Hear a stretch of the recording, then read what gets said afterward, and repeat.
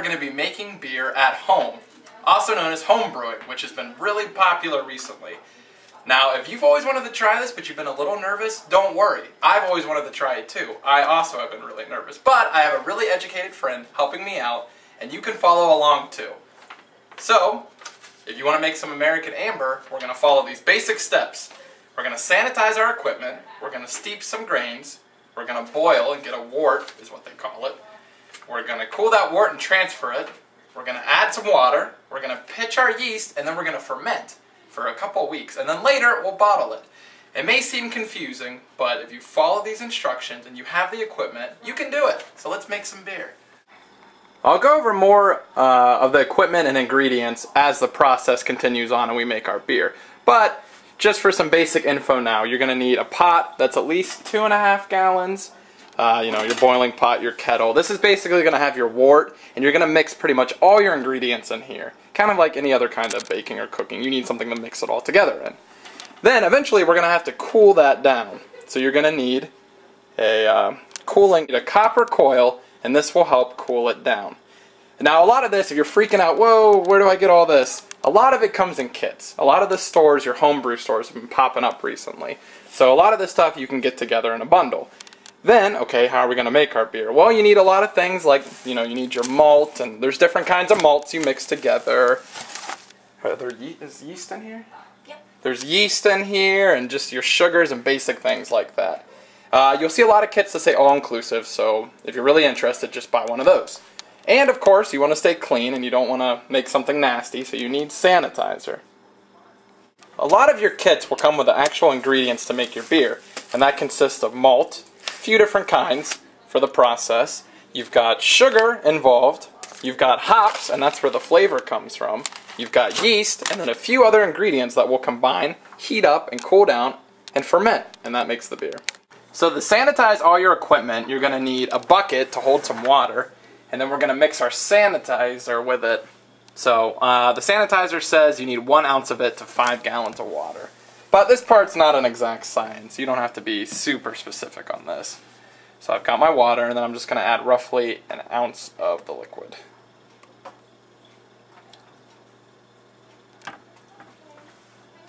Maybe a little more just to be sure. And that should be enough. It's not going to be a whole lot. With any brew kit or anything involved with making beer, you're going to see a lot of things. Make sure you clean. And you're going to see it repeated, you're going to see it bold, and that's for a reason. It's important to clean. Don't skip this stuff. Do it. Just clean. Take the time and clean so you don't have nasty beer. Okay, so we've mixed our water and we've mixed our sanitizer together. Now, hopefully you're not trying to take the cheap way out and thinking, oh, hey, I'll just use dish soap or something. No, that won't work. This sanitizer's special. So what's special about it? Well, it doesn't really leave a taste afterwards, and then it kind of has properties that make it not bubble as much. You don't want the bubbles. So basically we're going to wash all of our equipment in here, and you don't have to scrub it or anything like that. You can just kind of dump it and gently wash it. But then you have to make sure there's no bubbles left on your equipment. So use the proper sanitizer. Alright, so now we need to clean our pot/kettle. I made the funny mistake of cleaning the outside of it. You know, because I was freaking out. I wasn't sure how sanitary everything had to be. Don't worry about cleaning the outside of your pot. It's going to get dirty. It's the inside that matters. That's where everything's going. So I'm going to pour it back in and rotate it so that it kind of gets every possible angle. Now we're going to rinse the hydrometer. So if you don't have a science or chemistry background, you're going to say, well, what the heck's a hydrometer? Well, a hydrometer helps kind of measure the density of fluids, and it's going to tell us at the end how much water we're going to need to add. It will also, which is super cool, will tell us the alcohol content, which is good to know because you don't want to brew, you know, sometimes you're aiming for a certain alcohol content. Okay, now we're going to wash the bubble cap. Okay, so what the heck's a bubble cap? Well, a bubble cap is what lets our CO2 out. To get the beer, it's fermented. So basically you have sugars eating yeast, kind of like, yeast eating sugars, kind of like bread if you've done bread before. And then that releases CO2, which you don't want it in there. So this thing lets the CO2 out, but here's what's cool, it doesn't let the oxygen back in. So it's kind of like a one-way street for our brewing. Of course you want to sanitize your spoon that you're going to stir everything in. Alright, and our thermometer, we need to know what temperature things are at. It's more of a precise science than some types of cooking and baking. So I'm just going to sanitize the probe end that we're actually measuring with. Next, I'm going to sanitize the coil. And this is what we use to cool it down.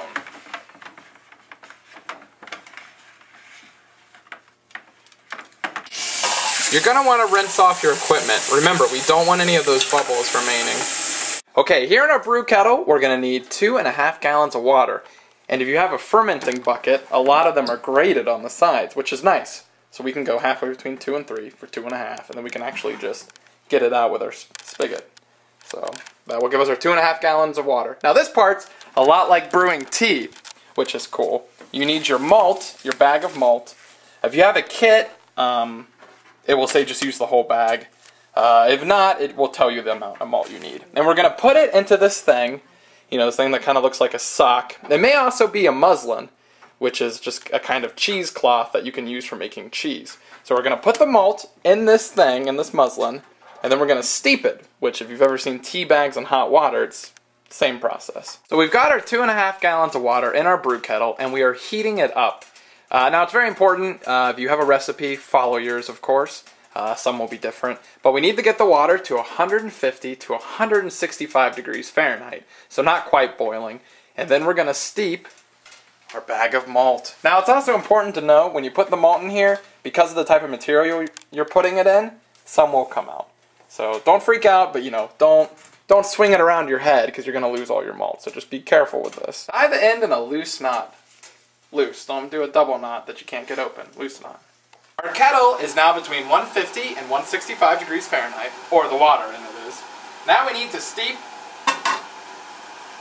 our malt. So you can just lightly put it in, and then you can tie this end around one of your handles. That way you don't have to stand here and hold it the whole time, you know. I don't have time for that. You want to steep your malt for 20 minutes, but it's very important to note you cannot go over 165 degrees. So keep an eye on that temperature. Keep it below 165. Okay, it's been 20 minutes between 150 and 165 degrees, and our malt has been seeping in our water. So lift it up, but don't squeeze it. You don't want all those little malt flakes coming out. Let it drip. Let it drain out. What we have here is called the wort. W-O-R-T, wort. Now that we've removed our muslin or sock, whatever you want to call it, filled with our malt, we need to bring our wort, our water and malt that have been seeped together, we need to bring it to a rolling boil. So put it on your stove over high heat, and in a minute we're going to add more malt.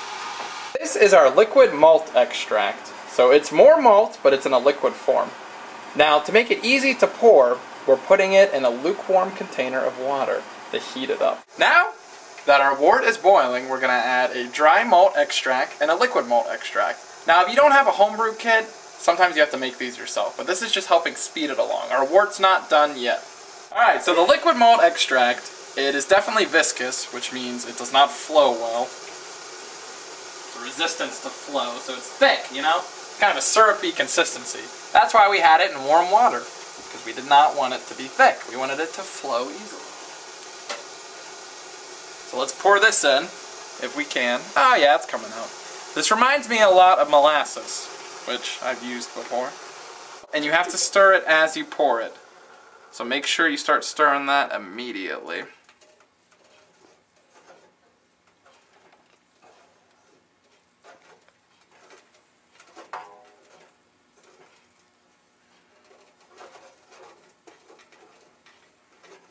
Now we're going to put in our dry malt extract.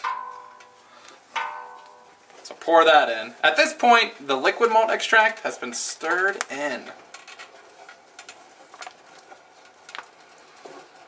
If this is your first time doing this, I can't really emphasize how cool this is. You know, with pies and things, you're just so used to having, you know, home-baked ones, you know, or ones in stores. But to make your own beer, it's cool. This is very cool. We've mixed both our liquid malt extract and our dry malt extract in. It begins to look like this.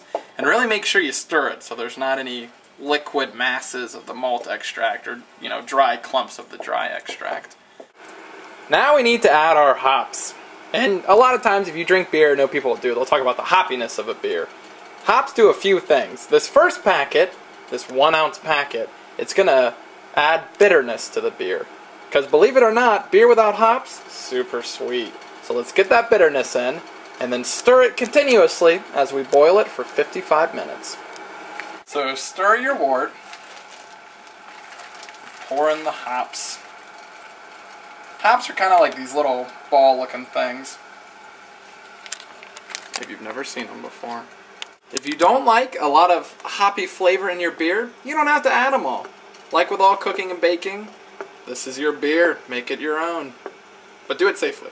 At this point, after your 55 minutes of boiling and stirring your wort with your hops in it, it's going to look a little gross or nasty. You know, you got these flakes of hops everywhere. That's okay. They're going to be filtered out. So now we need to add our ½ ounce of hop and stir it around for 5 minutes. This bag of hops does add the flavor, not just the bitterness. So this is that good old flavor. So stir it for 5 minutes. The next step is to cool our wort, and you do that using your heating coil. Yeah, like you need to cool it down before you do a lot of transporting. Gotcha. So we're going to be cooling it down in this, and then we have So you place your heating coil, your cooling coil, into your wort, and then what you do is you run water through the coil, and that helps transfer some of the heat out.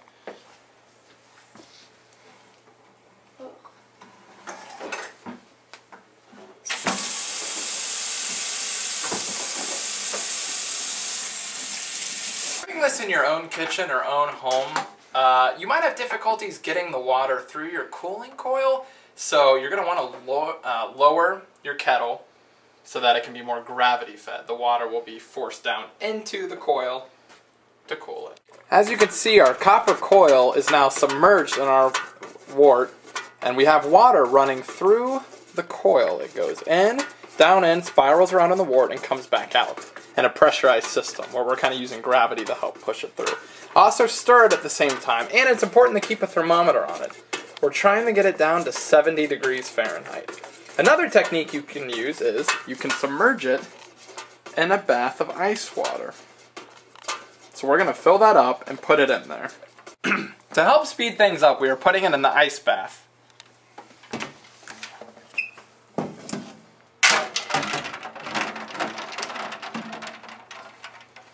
Now you need 4 ounces of warm water, that's 86 to 92 degrees Fahrenheit water, and then we're going to mix our yeast in.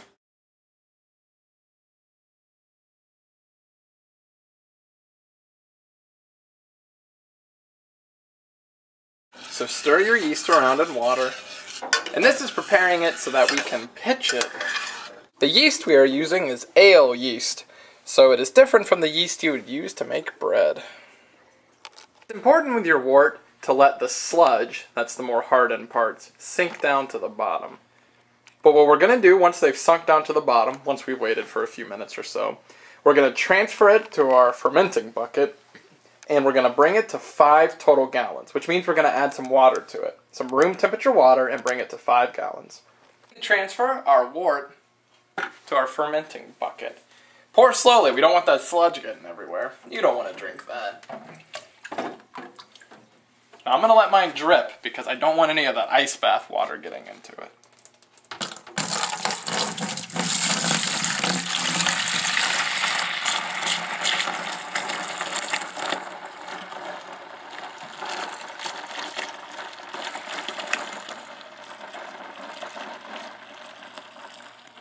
Continue filling it up until we reach 5 gallons. We need room temperature water. With room temperature water,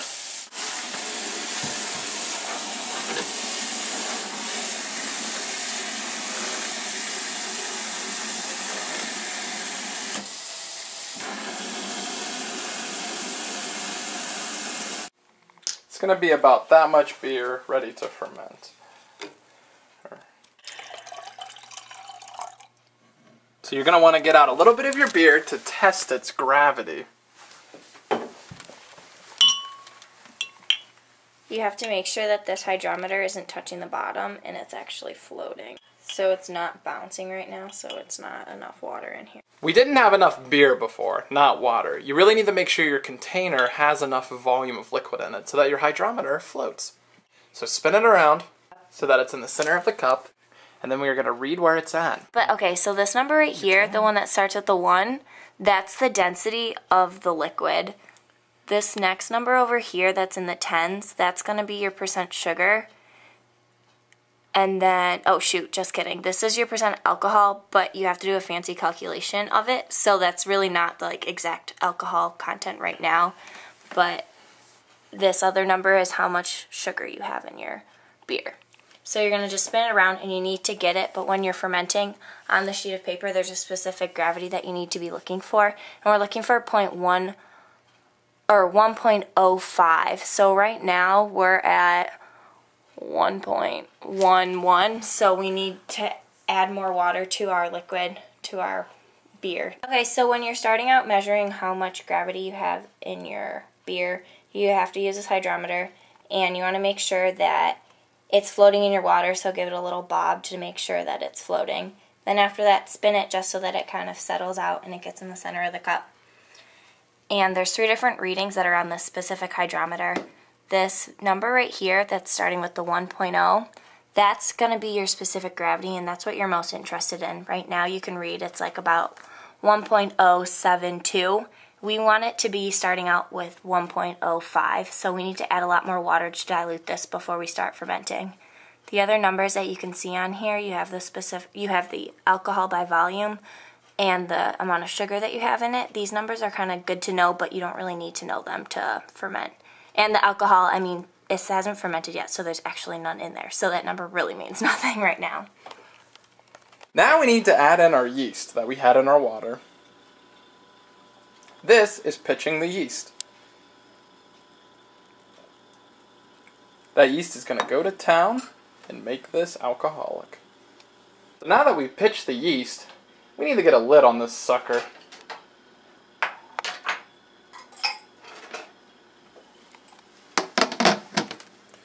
Put your lid on. You gotta push down on this lid. It's a pressure lock. Your lid may be different, but you can figure it out. I believe in you. I think that's down on all my sides. Feels like it. Now we need to add in this thing. The bubble cap. The bubble cap. Put it in the hole on your lid.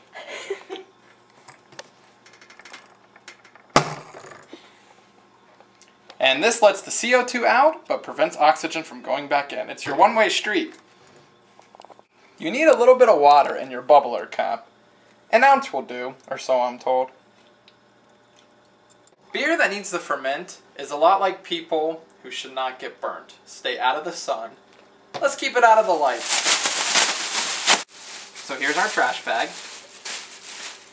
Now that we have our container, our pail is covered, and it's not going to get a whole lot of light, we can take it and store it away. Now, in 1 to 2 days, 1 day or 2 days? 1 day. 1 day. In 1 day, you'll see your bubbler cap start bubbling.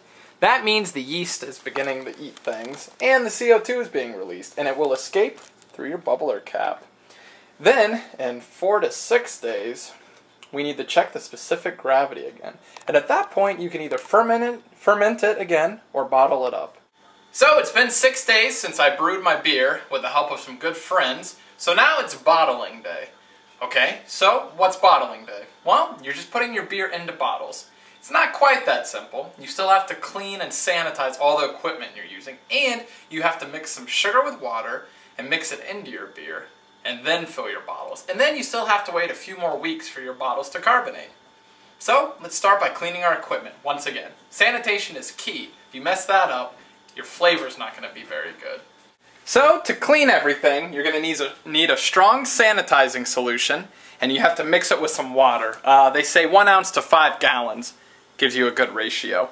So I've got my bucket, and you need a separate one for bottling. So you have your fermenting bucket or container, and then your bottling bucket or container. I got a hole in this one as well with a spigot. So here's our spigot. Some people say spigot, however you want to say it. There's a hole in here at the bottom. This basically just has threads on it, and a big nut on the back side. So you can kind of just push this in. It takes some force, it's a tight fit.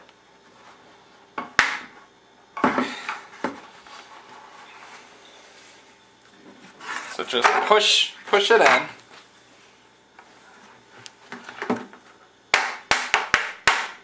There we go, that gets it all the way in. And then you want to tightly screw your nut into place on the back.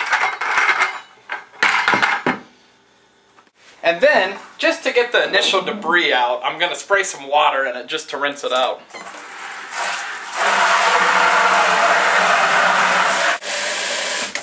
Fill it up past your spigot. This is also a good way to test if your spigot is leaking. So see, mine was open, so it was leaking out some. But where you really need to check, make sure it's closed. That wasn't a leak, it was open. Where you really need to check is around the bottom here. Beneath it, you'll see drips coming out if it's not tight enough. So pour in an ounce, about an ounce of your sanitizing solution.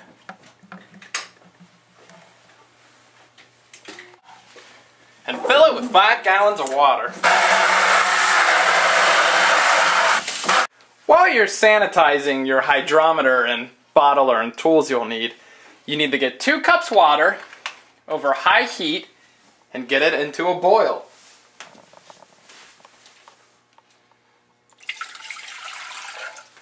Once this 2 cups comes to a rolling boil, we're going to dissolve our sugar in it and let it sit in there for 5 minutes. Then we're going to add that to our beer. Here I have my beer that's been brewing for 6 days. And of course, one reason people like to drink is because alcohol intoxicates you. Or, well, it just gives you a good feeling if you don't drink a whole lot of it. So, we need to find out how much alcohol is in our beer. And to do that, we need to once again measure the specific gravity of it. To measure the specific gravity, you should use a graduated cylinder, or a glass if you have one, and then you need a hydrometer. So you're going to fill your glass with some of your beer that you want to test, make sure it's sanitized first, and then put your hydrometer in it, also sanitized, spin the hydrometer so it goes to the center, and then read it to get your number. And we'll do that, we'll combine it with our first number, do a simple math equation, and we'll have our percent alcohol. So let's sanitize these first.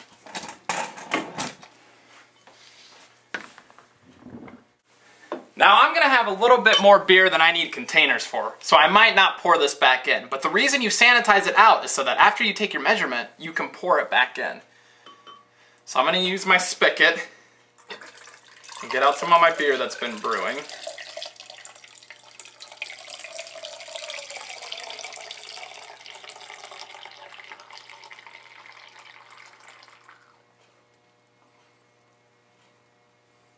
And there's some flakes in there, and it's the hops that are floating around. Okay, so I'm running into an issue. That glass is pretty much the longest container I have in my house. And if you look at my hydrometer now, I filled it up more, but it's still not floating. It's still in there at about 1.53, which is down from before because I filled it with more fluid. But really, if this was in a taller container, it would probably be somewhere in the 4s. So I really can't measure my alcohol percent, but I know the recipe I'm using puts you somewhere between 4 and 5.5. So there's a tip of advice for you. Get the shortest hydrometer possible. Alright, so assuming your hydrometer is appropriately sized and not super long like mine was, you'll actually be able to get a final gravity reading. That is the gravity on bottling day, the density of your solution.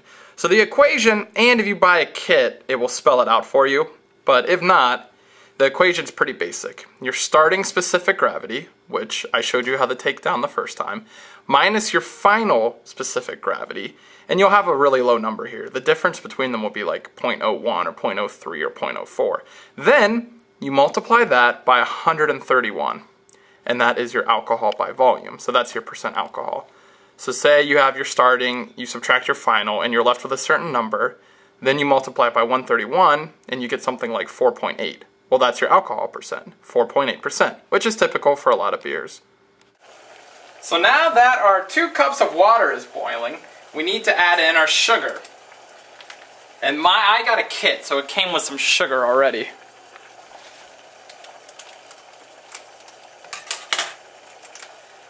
And we need to let it dissolve in there for 5 minutes, it said. And it said stir it around.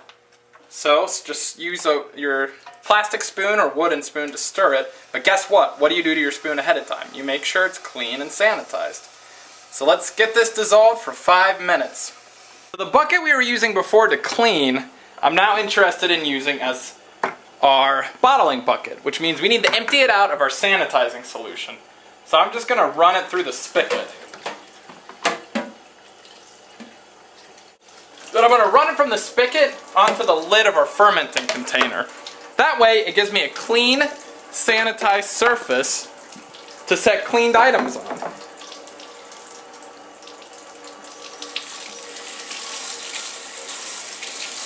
Like our clean spoon that we need to stir.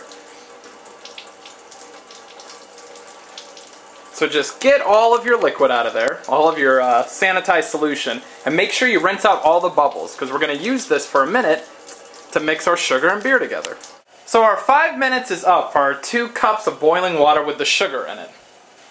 So I'm going to grab it now, and then it says to dump it into your bottling container. And I'm going to leave this on the floor because we're going to put our beer in it. So I'm going to bring my beer up above it on the edge with the spigot pointed down into it. And then I'm going to use a sanitized filter to spigot out my beer into the sugar.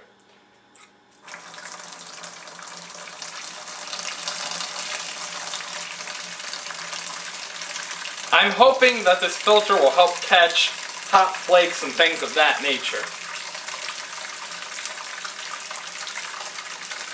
But it also said to stir as you do this. So I've got my sanitized spoon, and once it fills up a little more, I'm going to keep stirring it.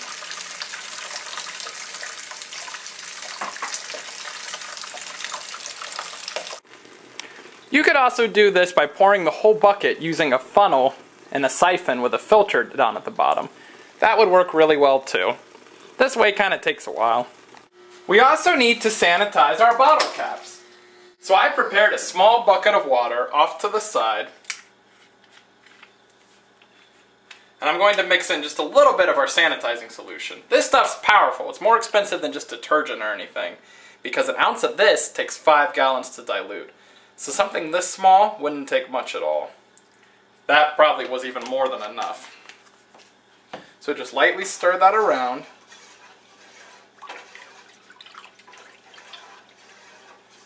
Nice and gentle.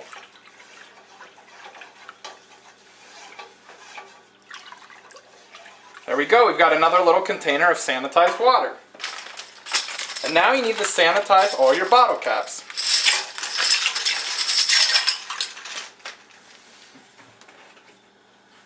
So now we've got all our filtered beer into our bottling bucket, which can be just any bucket with a spigot on it. And we put our sugar in there first, dissolved in 2 cups of water. We stirred them together, all using sanitized equipment. And now, with our sanitized caps and our bottles, we need to pour our beer into our bottles, an inch away from the top of each bottle, and then we need to use a device to put the caps on.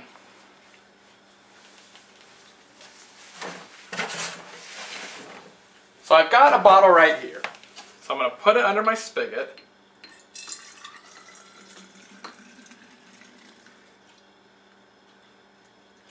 Kind of tilt my bottle some.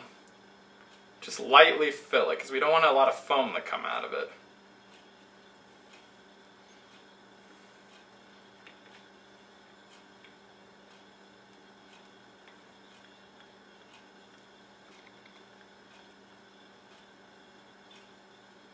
See, I've got some foam leaking. See, that's about within an inch.